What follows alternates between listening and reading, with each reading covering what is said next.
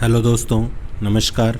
मैं Rakesh Kumar, biology lecturer, स्वागत करता हूं आपका अपने पसंदीदा लोकप्रिय एजुकेशन चैनल आर के बायोलॉजी क्लासेज सीकर में।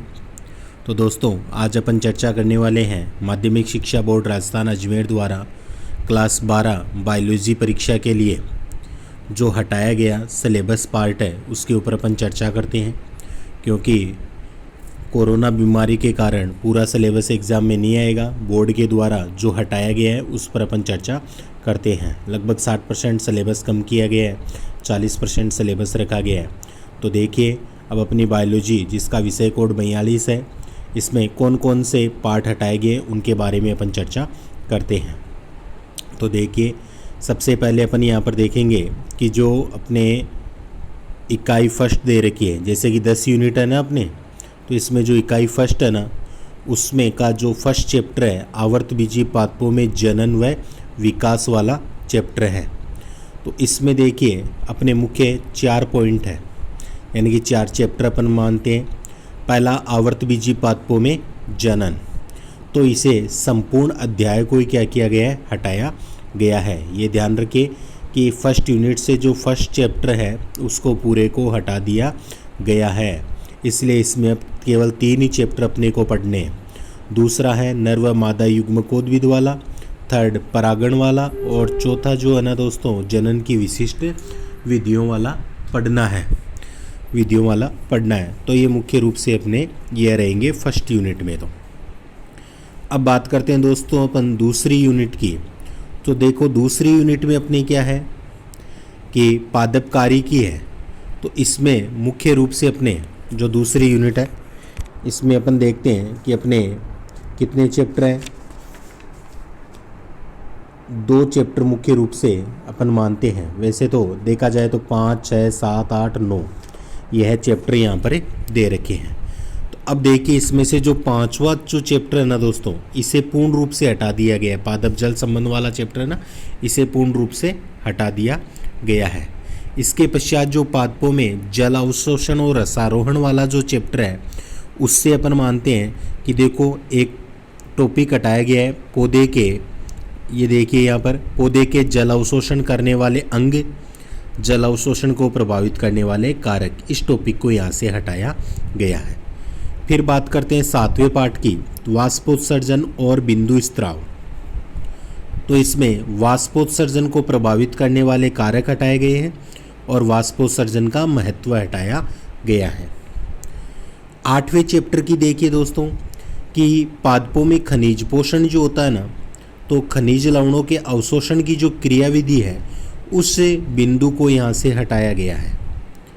फिर आगे 9 नंबर का जो अपना पार्ट है एंजाइम वाला, उसमें देखिए आप कि एंजाइम का इतिहास, एंजाइम के विशिष्ट गुण और एंजाइम क्रिया को प्रभावित करने वाले जो कारक हैं इन्हें हटाया गया है। तो 9 चैप्टर हो गए। फिर अपन बात करते हैं थर्ड यूनिट जो आती है ना अपनी, थर्ड यूनिट पादपकारी की सेकेंड। इसमें जो 10वां चैप्टर है अपना प्रकाश संश्लेषण, तो इससे देखो क्या हटाया गया था स्टूडेंट्स, प्रकाश संश्लेषण का इतिहास हट चुका है। प्रकाश संश्लेषण को प्रभावित करने वाले कारकों को हटाया गया है। और 11 नंबर का जो चैप्टर है श्वसन वाला, इसमें श्वसन को प्रभावित करने वाले जो कारक हैं उन्हें हटाया गया है।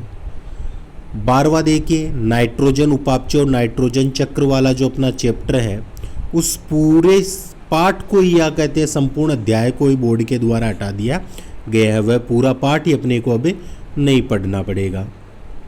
फिर आगे देखिए 13 नंबर का जो अपना पार्ट है पादप वृद्धि वाला, इसमें देखो कौन कौन से पॉइंट हटा दिए गए हैं। पादप वृद्धि स्थल को हटाया गया है, वृद्धि की प्रावस्था को हटा दिया गया है, वृद्धि बल गति की हटा दिया गया है, वृद्धि मापन, वृद्धि को प्रभावित करने वाले कारक भी अब नहीं पढ़ने हैं, दीप्तिकालिता भी नहीं पढ़ना है, प्रसुप्ति को नहीं पढ़ना है, बसंतीकरण नहीं पढ़ना है, जीर्णता नहीं पढ़ेंगे और विलगन को भी अपने को नहीं पढ़ना है। यानी ये सारे टॉपिक यहाँ से हटा दिए गए हैं 13वें चैप्टर से।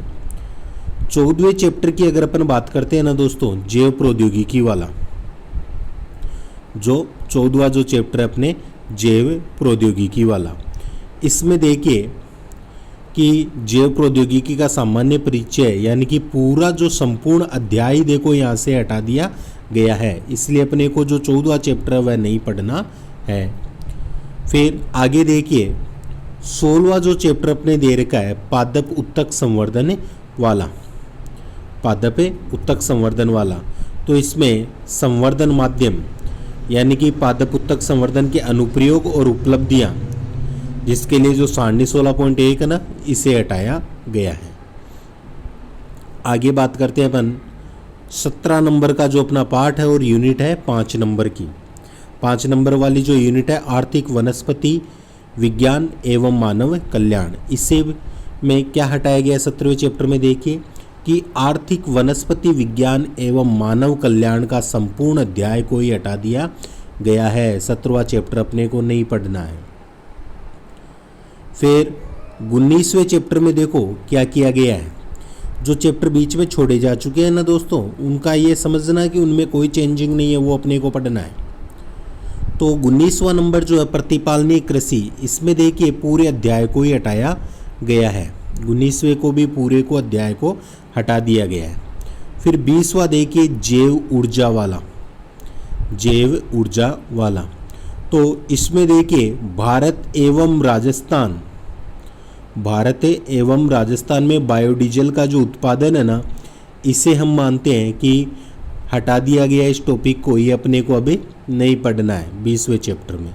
तो ये तो बात हुई दोस्तों अपने बोटनी पार्ट की। अब बात करते हैं जूलॉजी पार्ट जो इकाई 6 से चालू होता है। इसकी फर्स्ट यूनिट है मानव कार्य की फर्स्ट, जिसमें 21 नंबर का चैप्टर है मानव अध्यावरणी तंत्र त्वचा वाला। तो इसमें देखिए मानव का अध्यावरणी तंत्र पूरे अध्याय को हटा दिया गया। 21वां चैप्टर अब अपने को नहीं पढ़ना है। फिर जो 22वां मानव का पाचन तंत्र है, इससे केवल कुपोषण एवं उससे संबंधित रोगों को नहीं पढ़ना पड़ेगा, उन्हें बोर्ड के द्वारा कम कर दिया गया है, हटा दिया गया है। फिर 23वां जो चैप्टर है यथावत रखा गया है, वह अपने को पढ़ना है, श्वसन वाला है जो। उसके पश्चात जो 24वां है ना मानव का रक्त परिसंचरण तंत्र, उसमें देखो हृदय वाला टॉपिक हटा दिया गया और हृदय एवं परिसंचरण तंत्र संबंधी रोग हटाए गए ओनली, और पूरा चैप्टर रखा गया है हृदय एवं परिसंचरण तंत्र से संबंधित जो रोग है ना लास्ट में दे रखे पार्ट में, उन्हें हटाया गया है, तो वो अब अपने को नहीं पढ़ने। 25वां जो पार्ट है मानव का उत्सर्जन तंत्र वाला, तो उत्सर्जन से संबंधित जो रोग है ना दोस्तों, उन्हें क्या कर दिया गया, हटाया गया है, बाकी पार्ट रहेगा। फिर 7 नंबर की जो यूनिट है मानव कार्य की सेकंड, मानव तंत्रिका तंत्र 26वां पार्ट है अपने। तो इसमें मानव का जो तंत्रिका तंत्र उसके पूरे अध्याय को हटा दिया गया, वह अब अपने को नहीं पढ़ना है। मस्तिष्क वाला जो चैप्टर है ना, वह पूर्ण रूप से हट चुका है। फिर 27वां देखिए मानव के संवेदी अंग यानी कि ज्ञानेंद्रियां, तो इस संपूर्ण अध्याय को ही यहाँ से हटा दिया गया है।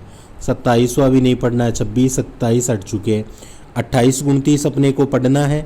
फिर 30वां देखिए मानव में गति और चलन, इस संपूर्ण अध्याय को भी हटा दिया गया है, ये अपने को ध्यान में रखना है। तो ये 30 लेसन की बात हो गई। फिर अपन देखें आगे जो आनुवंशिकी वाला जो चैप्टर है, उसमें जो 35वां पार्ट यानी कि बीच के 31 32 33 34 अपने को पढ़ने हैं। 35वां जो पार्ट है ना मेंडल के आनुवंशिकता वाला, तो इसमें मेंडल के नियमों से जो विचलन है उन्हें हटाया गया है, वो अब अपने को नहीं पढ़ना पड़ेगा। फिर आगे देखिए 37 नंबर का जो अपना 37वां जो पार्ट उत्परिवर्तन वाला, इसे पूरे को हटा दिया गया है, तो अब अपने को 37वां जो चैप्टर है वह नहीं पढ़ना पड़ेगा। फिर 38वां जो चैप्टर जो 10वीं यूनिट का है, 10वीं यूनिट मानव कल्याण एवं स्वास्थ्य वाली है, तो इसमें 38 नंबर का चैप्टर है मानव जनसंख्या, तो इसे भी पूरे को हटा दिया गया है। फिर 39 40 अपने को पढ़ना है। 41 नंबर वाला जो है प्राणियों का घरेलूकरण संवर्धन एवं आर्थिक महत्व है, तो इसमें देखिए प्राणियों का घरेलूकरण ग्रामीण संवर्धन एवं आर्थिक महत्व है, इस पूरे अध्याय को ही हटा दिया गया है, ये भी नहीं पढ़ना पड़ेगा। और 42वां जो जैव चिकित्सा टेक्निक है उसको भी पूरे को हटा दिया गया है। तो दोस्तों इस प्रकार से अपने जो चैप्टर्स थे उनमें मैंने आपको वो टॉपिक बता दिए हैं जो हटाए जा चुके हैं। ये अब देखिए अपने कि कौन से पार्ट कितने नंबर का बच जाएगा। जो बचे हुए चैप्टर हैं उनको किस हिसाब से बोर्ड ने डिसाइड किया है। तो अब देखिए अपने जैसे सैद्धांतिक और प्रायोगिक, सैद्धांतिक जो होती है 56 नंबर की होगी और प्रायोगिक 30 नंबर की, 17 अंक 14 की, तो टोटल पेपर अपना 100 नंबर का हो जाएगा। अब देखिए इसमें जो इकाई फर्स्ट है ना अपने दोस्तों, इकाई फर्स्ट आवर्तबीजी पादपों में जनन एवं विकास, तो उसका फर्स्ट चैप्टर तो हट चुका है, लेकिन जो बचे हुए जो चैप्टर ना इसमें वह कितने नंबर के हो गए, 4 नंबर के हो गए। अब इसमें एक तो दूसरा पार्ट रहेगा अपने और एक कौन सा रहेगा, तीसरा पार्ट। दूसरे पार्ट में प्रस्तावना रहेगी, नर युग्मकोद्भिद की संरचना विकास, पुंकेसर लघु बीजाणुदानी, लघु बीजाणु जनन, नर युग्मकोद्भिद, मादा युग्मकोद्भिद की संरचना विकास और गुरु बीजाणु जनन, ये अपने को पढ़ना पड़ेगा। फिर जो तीसरा जो चैप्टर है इसमें क्या पढ़ना है अपने को, परागण, असंगतता या अनिश्चितता, निषेचन, भ्रूणपोष, बीज का परिवर्धन और पीढ़ी एकांतरण पढ़ना है। चौथा जो अध्याय है ना दोस्तों उसमें देखो क्या पढ़ना है, असंजनन, अनिषेक बीजता, सूक्ष्म प्रवर्धन, बहुभ्रूणता और कायिक प्रवर्धन, ये फर्स्ट यूनिट में अपने को पढ़ना है। और फर्स्ट यूनिट कितने नंबर की है, 4 नंबर की मैंने आपको बताई है। देखिए यहाँ पर ये दे रखी है 4 नंबर की। अब जो सेकेंड यूनिट है ना स्टूडेंट्स, वह देखिए यहाँ पर कितने नंबर की है, 9 नंबर की सेकेंड यूनिट है। अब इसमें देखिए 6 नंबर का जो पार्ट है उसमें क्या पढ़ना है अपने को, पादप में जल अवशोषण रसारोहण, जल मार्ग पढ़ना है, जल अवशोषण व पादपों में जल का मार्ग, फिर जल अवशोषण की क्रियाविधि पढ़नी है और रसारोहण अपने को पढ़ना है। 7वां जो चैप्टर उसमें वाष्पोत्सर्जन और बिंदु स्त्राव वाला, इसमें सामान्य परिचय पढ़ना है, वाष्पोत्सर्जन के प्रकार पढ़ेंगे, रंध्रीय वाष्पोत्सर्जन पढ़ेंगे, रंध्र गति की क्रियाविधि पढ़नी है, बिंदु स्त्राव और रस स्त्राव को पढ़ना है। 8वां जो चैप्टर है अपने पादपों में खनिज पोषण, इसमें क्या पढ़ना है देखो, पोषण, पौधों की खनिज पोषक की आवश्यकताओं की अध्ययन विधियाँ, पौधों के अनिवार्य पोषक तत्व, पादप पोषण में वृहद तथा सूक्ष्म पोषक की भूमिका और जल संवर्धन को पढ़ना है। 9वां जो चैप्टर ना एंजाइम वाला, तो स्टूडेंट्स इसमें प्रस्तावना, एंजाइम स्ट्रक्चर, एंजाइम क्रियाविधि, एंजाइम नामकरण पद्धति और एंजाइम का वर्गीकरण हमें पढ़ेंगे। फिर इसके पश्चात अपन देखते हैं जो तीसरी यूनिट है ना स्टूडेंट्स, वह अपने कितने नंबर की है, 5 नंबर की होगी। तो इसमें देखिए 10वां जो चैप्टर इसमें प्रकाश संश्लेषण का परिचय, परिभाषा अपने को पढ़नी है। फिर इसके अलावा देखिए प्रकाश संश्लेषण का स्थल, प्रकाश संश्लेषी वर्णक, प्रकाश की प्रकृति, प्रकाश संश्लेषण की क्रियाविधि, प्रकाशिक अभिक्रियाएं, अप्रकाशिक अभिक्रियाएं, इलेक्ट्रॉन परिवहन श्रृंखला, C3 चक्र, C4 चक्र और CAM चक्र और प्रकाश श्वसन, ये अपने को पढ़ना है। 11वां जो चैप्टर है श्वसन वाला, उसमें देखिए परिचय, श्वसन के क्रियाधार या श्वसनधार, श्वसन के प्रकार, श्वसन स्थल, ऑक्सी श्वसन की क्रियाविधि, ग्लाइकोलांसन, क्रेब्स चक्र, इलेक्ट्रॉन परिवहन तंत्र, एटीपी संश्लेषण का रसायन परासरणी सिद्धांत, किण्वन, शर्करा विघटन के कुछ अन्य पथ्य, श्वसन क्रिया में श्वसनधारों के अंतर संबंध, श्वसन एक उभयचय क्रिया है और श्वसन गुणांक, ये इतने अपने को पढ़ने हैं, ये ध्यान रखिए। फिर इसके पश्चात जो 13वां जो चैप्टर आएगा अपने पादप वृद्धि वाला, इसमें देखिए परिचय, वृद्धि नियामक पदार्थ और वृद्धि अवरोध, ये अपने को पढ़ने हैं। फिर अपन बात करते हैं चौथी इकाई की, तो ये 5 नंबर की हो चुकी है इकाई। इसमें देखो 15वें चैप्टर में परिचय, सामान्य विधि, cDNA जीनोमिक लाइब्रेरी, आणविक प्रोब्स, क्लोनिक जीनों के विश्लेषण की विधि और पुनर्योजन DNA टेक्निक की उपलब्धियां पढ़नी है। 16वां जो चैप्टर अपने पादप उत्तक संवर्धन वाला, इसमें परिचय, उत्तक संवर्धन में प्रयुक्त होने वाली परिभाषिक शब्दावली, आवश्यक संसाधन, चरण, संवर्धन के प्रकार, जीन स्थानांतरण विधि, पराजीनी पादप और महत्वपूर्ण उपलब्धियां पढ़नी है अपने को। फिर आगे बात करते हैं 5वीं यूनिट की, आर्थिक वनस्पति विज्ञान और मानव कल्याण। इस 5 नंबर की है।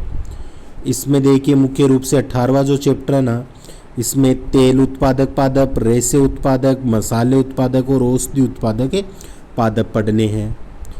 इसके बाद में 20वां जो चैप्टर है जैव ऊर्जा वाला, इसकी प्रस्तावना, जैव ऊर्जा और प्रमुख स्रोत पढ़ेंगे। फिर जो अपनी 6वीं यूनिट है ना स्टूडेंट्स, वह 7 नंबर की है।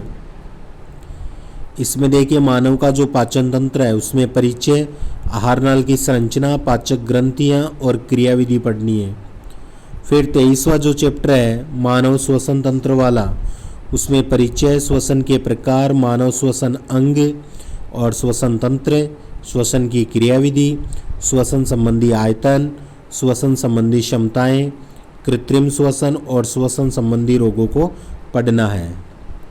फिर 24वां जो चैप्टर है मानव का रक्त परिसंचरण तंत्र, परिचय पढ़ेंगे, रक्त का संगठन पढ़ेंगे, रक्त के कार्य पढ़ेंगे, रुधिर समूह पढ़ना है, रुधिर स्कंदन पढ़ना है, रुधिर वाहिनियाँ पढ़नी है, हृदय की संरचना कार्य प्रणाली पढ़नी है, दोहरा रक्त परिसंचरण पढ़ना और लसिका तंत्र को पढ़ना है। फिर बात करते हैं मानव उत्सर्जन तंत्र में, तो इसमें देखिए नाइट्रोजन अपशिष्ट पदार्थों का निष्कासन पढ़ना है, मानव का उत्सर्जन तंत्र पढ़ना है और मानव के वृक्क की आंतरिक संरचना पढ़नी है। इसके अलावा फिर वृक्क नलिका नेफ्रॉन की संरचना पढ़नी है, उत्सर्जन एवं मूत्र निर्माण की क्रियाविधि को पढ़ना है, मानव के अन्य उत्सर्जी अंग पढ़ने हैं, रुधिर अपवन और वृक्क प्रत्यारोपण पढ़ना है। 7वीं जो यूनिट है वह 7 नंबर की है और इसमें 28वां चैप्टर परिचय, नर जनन तंत्र, मादा जनन तंत्र और मानव में यौनारंभ लक्षणों को पढ़ना है। फिर 29 नंबर का जो लेसन है मानव में रासायनिक समन्वय, तो इसमें अंतःस्रावी ग्रंथियों की संरचना, कार्य एवं हार्मोन्स असंतुलन संबंधी प्रमुख रोगों को पढ़ना है। फिर 8 नंबर की जो यूनिट है 5 नंबर की रहेगी मानव एम्ब्रियोलॉजी या भ्रूणिकी, तो इसमें जो 31वां चैप्टर है ना अपने युग्मक जनन, इसमें देखिए परिचय, शुक्र जनन, शुक्राणु की संरचना, अंड जनन और स्तनधारी का अंडा, ये टॉपिक पढ़ने हैं। फिर 32वें में देखिए परिचय, निषेचन के प्रकार, कृत्रिम वीर्य सेचन, निषेचन के पद और निषेचन का महत्व पढ़ना है।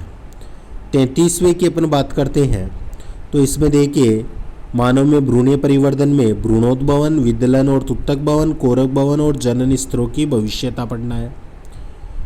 फिर 34 नंबर मानव में आर्तव चक्र, परिचय, आर्तव चक्र प्रावस्था, प्रसव और दुग्ध स्त्राव, ये अपने को पढ़ना है। 9 नंबर की जो आनुवंशिकी एवं जीनोमिक वाली जो यूनिट है ना स्टूडेंट्स, ये अपने 5 नंबर की रहेगी और इसमें जो 35वां चैप्टर है आनुवंशिकता के नियम वाला, इसमें क्या पढ़ना है देखिए परिचय, मेंडल का जीवन परिचय, मेंडल के द्वारा अध्ययन के लिए मटर के पौधे का चयन, लक्षणों का चयन, मेंडल की संकरण टेक्निक, संकरण जिसमें एक संकर, संकरण, द्विसंकरण, बहुसंकरण पढ़ेंगे, मेंडल के वंशागति के नियम पढ़ना है, मेंडल के नियमों का महत्व पढ़ेंगे, मेंडल की सफलता के कारण पढ़ने हैं, प्रतीप संकरण एवं परीक्षण संकरण पढ़ना है, महत्वपूर्ण शब्दावली और मानव में गुणसूत्र और लिंग निर्धारण पढ़ना है।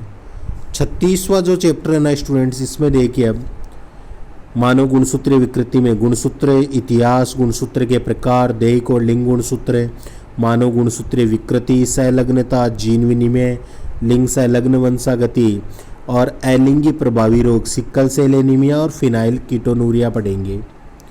और जो लास्ट की जो 10 नंबर की यूनिट है अपने मानव कल्याण और स्वास्थ्य, वह 4 नंबर की है। इसमें जो 39 नंबर का जो चैप्टर है प्रतिरक्षा तंत्र, इसमें परिचय पढ़ेंगे, प्रतिरक्षा की परिभाषा और प्रकार पढ़ेंगे, प्रतिरक्षा विज्ञान पढ़ेंगे और स्वयं एवं पराये की संकल्पना भी पढ़ेंगे। इसके पश्चात 40वां चैप्टर मानव के प्रमुख रोग एवं सामान्य रोग, इनके बारे में पढ़ेंगे परिचय, संक्रमण विकृतियाँ पढ़ेंगे, रोगों के प्रकार पढ़ेंगे जिनमें जन्मजात रोग, ग्रहित रोग जिनमें संक्रामक और असंक्रामक रोगों के बारे में पढ़ेंगे। तो स्टूडेंट्स ये था अपने मोस्टली जो वीडियो था जिसमें मैंने आपको बता दिया क्या पढ़ना और क्या अपने को छोड़ना है। इसके पश्चात ये प्रायोगिक की बातें हैं, तो प्रायोगिक की बातें तो अपन बाद में भी डिस्कस कर लेंगे। फ़िलहाल अपने को वह आवश्यकता थी वो मैंने आपको बता दिया है। इसके पश्चात जो अगला वीडियो आएगा उसमें मैं आपको एग्रीकल्चर जो बायोलॉजी है उसका, फिर केमिस्ट्री, फिजिक्स, मैथ सारे सब्जेक्ट कराने की कोशिश करूँगा। तो इस वीडियो में इतना ही। आप अपनी बुक से मिलान कर लीजिए क्या पढ़ना और क्या छोड़ना है। वीडियो देखने के लिए आप सभी का धन्यवाद। हाँ स्टूडेंट्स, वीडियो को ज़्यादा से ज़्यादा शेयर कीजिए ताकि सबको इसका फ़ायदा मिल सके, सबको पता चल जाए कि क्या सिलेबस अपना रहेगा। धन्यवाद।